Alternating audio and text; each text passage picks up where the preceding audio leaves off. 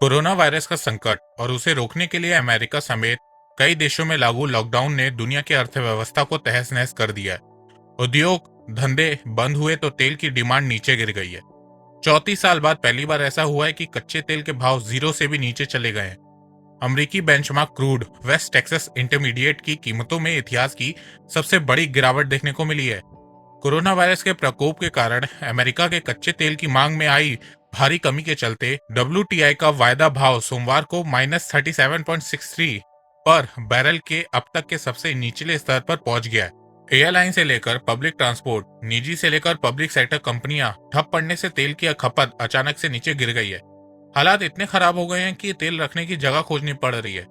तेल बाजार में उथल पुथल अमेरिका के बाहर भी जारी है। ब्रेंट क्रूड इंडेक्स 2001 के बाद पहली बार ट्रेडिंग के दौरान $20 के नीचे पहुंच गया था। तो नमस्कार दोस्तों, स्वागत करते हैं आपका चार्जिंग पॉइंट हिंदी में।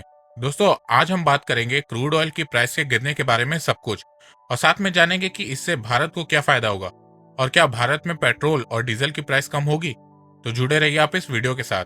क्यों नेगेटिव में हुआ दाम?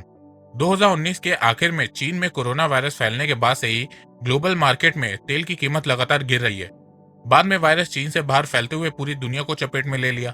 जगह जगह लॉकडाउन है, ज्यादातर जगहों पर ट्रांसपोर्ट तकरीबन बंद है और इस वजह से तेल की डिमांड बहुत ही ज्यादा घट गई। तेल की डिमांड पिछले 25 सालों में सबसे कम स्तर पर है। दूसरी तरफ ऑयल प्रोड्यूसर कंपनीज उत्पादन जारी रखे हुए है। इस वजह से तेल की ओवरऑल सप्लाई हुई और डिमांड और सप्लाई का पूरा संतुलन ही गड़बड़ा गया। नेगेटिव प्राइस का क्या मतलब है? आसान शब्दों में कहे तो इसका मतलब यह है कि ऑयल प्रोड्यूसर के पास स्टोरेज के लिए जगह ही नहीं बची है, लिहाजा वो तेल ले जाने के लिए उल्टा खरीदार को पैसे दे रहे हैं। इसका असर यह होगा कि ऑयल प्रोड्यूसर अब प्रोडक्शन का काम रोक सकते हैं, क्योंकि कोई भी तेल कंपनी अपने कच्चे तेल को घाटे में बिल्कुल नहीं बेचना चाहेगी। लिहाजा मुमकिन है कि ऑयल प्रोड्यूसर तब तक अपने कुओं को बंद कर दे जब तक मार्केट रिकवर नहीं हो जाता। यूएस में नेगेटिव प्राइस का भारत पर क्या असर होगा? तेल के ओवरफ्लो की स्थिति अमेरिका में है। बाकी देशों में डिमांड जरूर कम है, लेकिन ओवरफ्लो की स्थिति नहीं है। अमेरिका में प्रोड्यूसर हर दिन 1 करोड़ बैरल तेल का उत्पादन करते हैं। ऑयल स्टोरेज टैंक भर चुके हैं, इसीलिए कंपनियां सरप्लस तेल को किसी भी तरह बेचना चाहती हैं। बाकी देशों में तेल की कीमत कम हुई है, लेकिन शून्य नहीं। भारत की बात करें तो WTI की कीमतों से यहाँ सीधा कोई असर नहीं पड़ेगा। भारत की निर्भरता ब्रेंट क्रूड ऑयल पर है, जो इंटरनेशनल बेंचमार्क ऑयल प्राइस है। ब्रेंट क्रूड अभी भी $20 से $30 प्रति बैरल के आसपास घूम रहा है। जनवरी 2020 से लेकर अब तक ब्रेंट क्रूड की कीमत में करीब 2/3 से ज्यादा गिरावट आ चुकी है और ये 18 वर्षों में सबसे कम कीमत पर है। जाहिर है भारत को भी तेल सस्ते में मिल रहे हैं, लेकिन शून्य के आसपास वाली स्थिति नहीं है। अब आपके मन में एक सवाल आ रहा होगा कि पेट्रोल डीजल की कीमतों पर क्या होगा असर?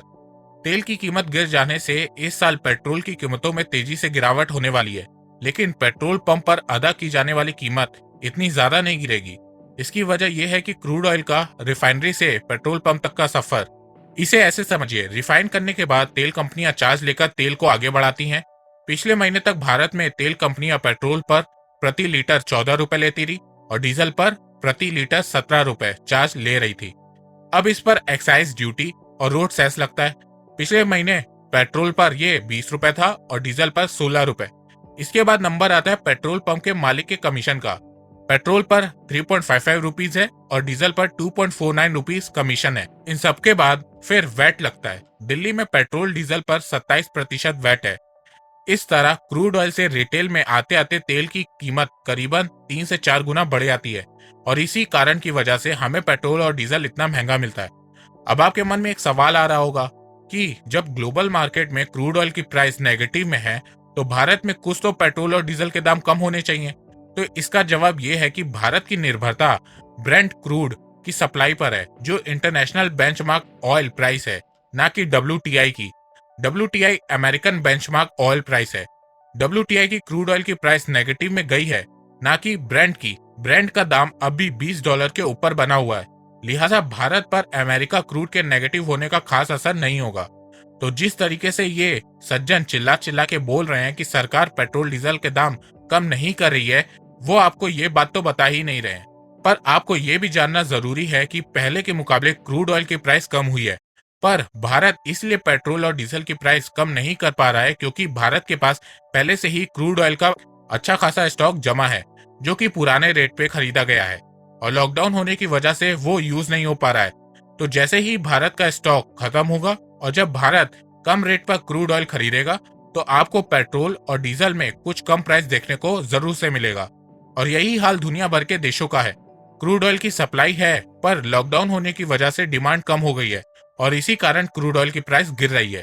क्रूड ऑयल की प्राइस कम होने से भारत को कितना फायदा होता है? भारत कच्चे तेल का बड़ा इंपोर्टर है। भारत 80% क्रूड ऑयल इंपोर्ट करता है। ऐसे में जब भी क्रूड ऑयल सस्ता होता है तो भारत को फायदा होता है। तेल जब सस्ता होता है तो भारत का बैलेंस ऑफ ट्रेड कम होता है, रुपए का फायदा होता है, डॉलर के मुकाबले उसमें मजबूती आती है और महंगाई भी काबू में आ जाती है। जाहिर सी बात है, जब बाहर से सस्ता कच्चा तेल आएगा तो घरेलू बाजार में भी इसकी कीमत कम रहेगी। सरकार को इतनी बचत होगी तो जाहिर है पेट्रोल और डीजल और अन्य फ्यूल के दाम पर असर पड़ेगा। तेल सस्ता होने से भारत का फॉरेन एक्सचेंज आउटगो कम होगा और रुपए की मजबूती हो सकती है, जो कोरोना वायरस की संकट की वजह से कमजोर हुआ है।